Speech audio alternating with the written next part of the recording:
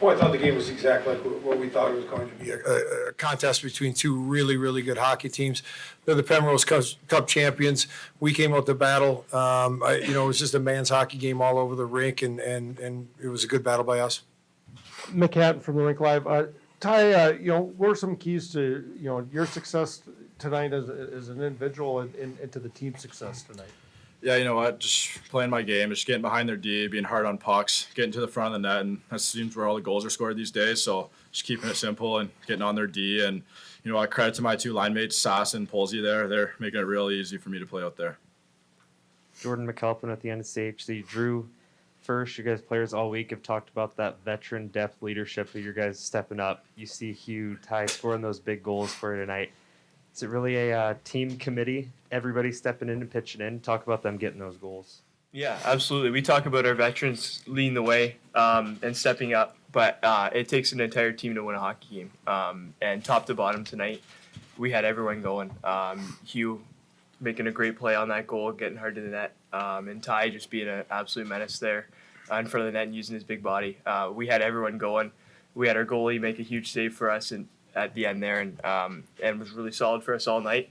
So, it starts from the top, and we want our leaders to lead by example, but everyone was going tonight, and, it takes a collective group to win hockey games, especially at this time of year. Jess Myers from the Rink Live. Hugh, a lot of green in there the day after day after St. Patrick's Day. A neutral site officially, but did it feel like a road game, and how good did it feel to go salute that one section of fans you have after the game? Oh, yeah. I mean, come out on the ice, you see, just a sea of green. It did feel like a away game, but, having our fans there, that's awesome. They come all the way from, the west side of Michigan. So having them see there really, gets us going, and we want to win for them, for having them come out. So, yeah, it was awesome. For any of you guys, North Dakota gets that goal late in the second period. What's the message in the locker room heading into third? Yeah, I think if you were to ask us at the start of the game if we'd be happy with a 3-2 lead going into the third, we would have taken it. So it was just refocusing. Obviously, that gave them a little bit of momentum, but we had a lot of good happen for us in that second period. We played really well. We made it very hard on their D, and I think it showed that they were wearing down a little bit. Credit to them, though, they played a great game for 60 minutes. I think the message was just to stick to our process because we really did a lot of good in that second period. So it's focusing on that and making sure we stick to the positives and just not let that get to us. I think we did an excellent job of that. Pat, just talk about Glover and what he brings to this team. I mean, he's a great big body, but I mean, what did he bring to you guys tonight?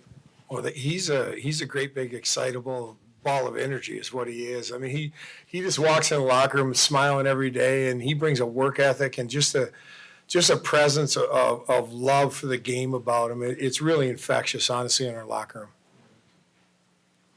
First win on this stage in program history. Just kind of talk about the excitement level that come with that after the game.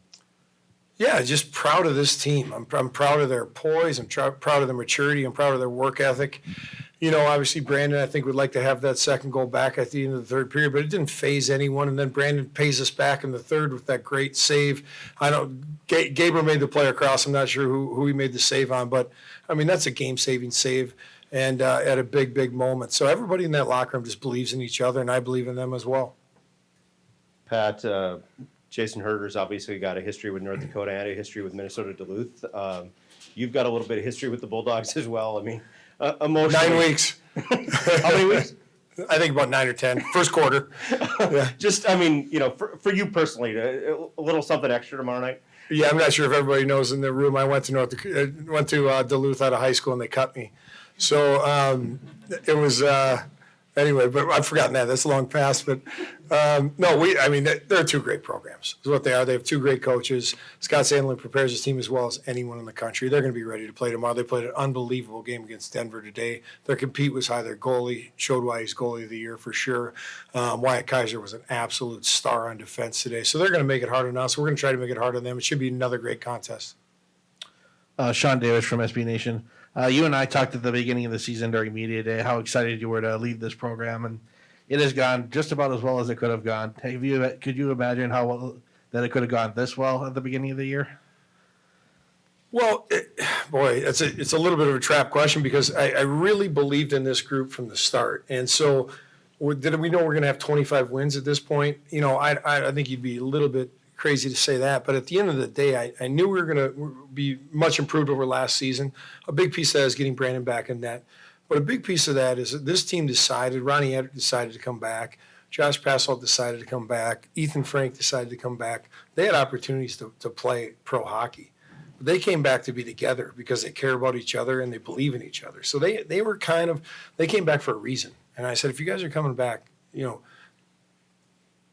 really do something. Really dig in, really do it for each other. And they've done that all year, and it's turned into, you know, win after win after win, which is great. So I don't know if I was counting on 25 wins, but I knew I was counting on a successful season with this group. Pat, Tuesday, I think your exact words were your best players have to beat your best players at this time of year. You're used to Ronnie, Ethan, Josh, those guys stepping up. You see a guy like Hugh, Ty get those goals for you. Same thing I asked Drew, but talk about that kind of team committee effort out there. Well, there's no doubt. The best part is no matter who scores on our team, every guy's just as happy for him as they would be if they were scoring their own goal. And Ty is a kid that's you know, he's behind the scenes a little bit as far as our star players go, but he's improved a ton. I think he's a year or two away from an NHL contract. He's big, he's athletic, he's hyper competitive. You know, and he was come a long, long way from not playing at the start of the season to getting this chance and then really staying in the lineup. You know, he took a penalty that I think he would like to not take, and then he came back right back out of the penalty box and made a great play to score a goal. So those guys, you know, again, they do it right every single day. They work just as hard as everyone else every single day. It's great to see them get rewarded. Yeah, Coach. Bill Prout, Center Ice View. Your guys had a really strong presence in front of the net tonight. Particularly Ty Glover was really taking a beating in front of the net. Was that part of your game plan to plant yourself in front and really fight hard? It's honestly something we haven't done well enough most of the season. It's been a big focus in our last 4 weekends. Even against Omaha, we had 3 kind of goals just like that of scrums or chaos in the net front, and we've certainly tried to put an emphasis on that. And he's one of our bigger, more athletic bodies. He likes to go there, and he knows that the goals are waiting for him inside, just like he said today. So I think it's been a team emphasis. I think we've got better as it went on. We weren't good enough at the start of the year. We were scoring on the rush too much, but on the rush in playoff time, there's just not much time and space. So you got to get some gritty and dirty goals around the net. Pat, Chris Peters, Daily Faceoff. Wanted to ask you about Ronnie Attard, and now you mentioned Kaiser as well. I mean, this is 2 of the best defensemen in the country. You know, what makes Ronnie stand out, and especially now, I mean, how much does he mean to you guys as you head into this championship game? Well, I thought he was exceptional today. I think it's just a standard Ronnie Attard game. You know, he's 6'4", he skates, he's smart, and he's got great skill and a good head. I think all that makes him stand out, honestly. But on the other side of it, he's an incredible leader inside that locker room. And not just with his play, but he's an inclusive leader. So the guy, if someone makes a mistake or whatever, he's the first guy to bring them back into the group. He never excludes anyone from the group. He holds that group together, and he leads that group. He's an impressive young man.